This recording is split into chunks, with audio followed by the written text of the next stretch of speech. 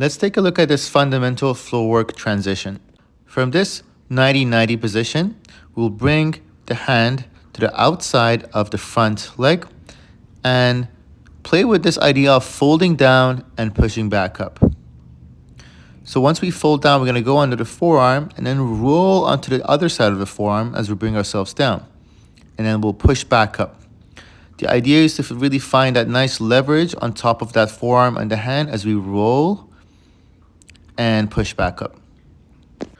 A common analogy is that you can find this chicken wing position with the arm. So as I fold myself down into the ground, I find that chicken wing position and roll down onto the forearm. And eventually I can also find my back on the ground, so to lie down on the back. I can reverse the whole thing. Take the hips to the side, find the chicken wing, super important. See, I tuck my elbow in, roll onto the forearm, onto the palm, push back up. Again, I'm folding my arm onto the forearm, pushing onto the back using that chicken wing, and I'm going to reverse that whole thing back up, tucking the elbow in. Again, super important. Push back up. We can actually make this a bit more efficient by adding a circularity with the head. So watch here, as I fold forward first, I take my head out in a circle until I can find myself on my back. And to reverse, I'm going to circle to the side, full circle as I graze my head on the ground and come back up. This circularity adds quite a bit of efficiency. Remember that we're not taking our arm out to the side because that's going to really make this job a lot harder. We are tucking the elbow in like a chicken wing. You will get sick of hearing this because it's very important. Now watch the head again as I circle it forward and to the side until I find my back. Now taking this a step further, I can go onto my back using that same method.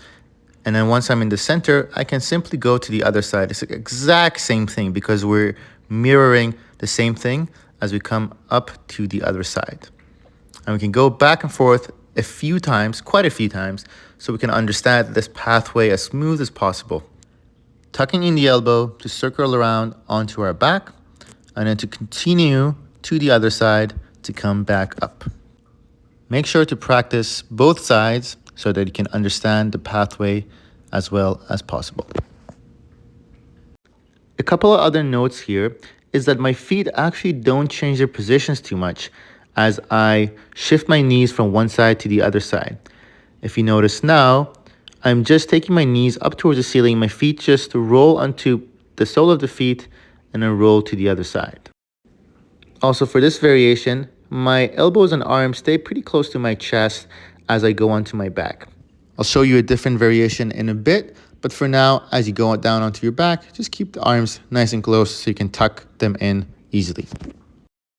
Now let's take it one step further. As I go through this whole transition onto my back and come up to the other side, I can now actually slide the feet out, straighten the legs out into this straddle position, and then bend the knees again to come back to my first side. It is worth going through this transition a couple times by yourself. As we straighten the legs, we want to circle the chest forward as best as we can. So as I shift my weight forward, I'm circling the chest forward as if I'm stirring a soup, and then bending the knees. Now we can add that back transition that we were just working on before. Now adding this new transition of circling the chest forward in straight legs, I can continue to move in this full circle pattern as I fold or unfold upwards, circle around, and then fold downwards in that circular manner again. Make sure to practice this quite a few times because there's a lot of little details that might not be visible in the beginning as you watch it, but it will emerge as you do the practice. And if you're not used to doing this, the hip mobility especially could be a bit of a challenge, but it's actually a really nice way to work on our pancake and hip mobility by simply doing this exercise. Now let's take a look at the next variation. We can now add a sweep of the arms as well. So up until now, we had the elbows into our chest as we went through the transition. Now we can find sweeping of the arms above our head as we take them to the other side, tuck in and come back up. So everything else is the same. The chicken wing is still there, but I'm sweeping my arms above my head as I go through my back. This can of course be integrated throughout the whole thing as we come up into a straight leg straddle, circle forward, and come back into our transition.